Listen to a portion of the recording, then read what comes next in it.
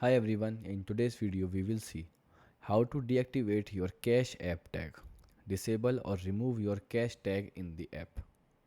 So the method 1, permanently deactivate your cache tag by closing your cache app account. Step 1, open cache app and tap the money tab.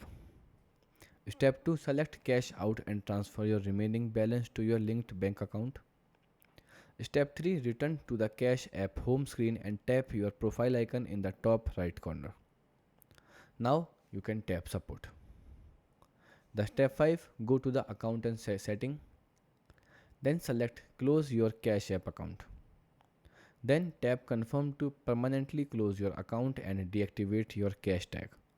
Once completed, your cache tag can no longer be used to send or receive the payments. Method 2, change your cache tag. First open Cash app and tap your profile icon. Then select edit profile. Now tap the cache tag field. Then enter your new preferred cache tag.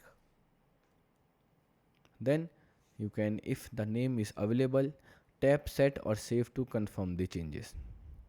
Your account will now use the new cache tag for receiving payment, while the previous one will no longer be associated with your account. Goodbye and thanks for watching.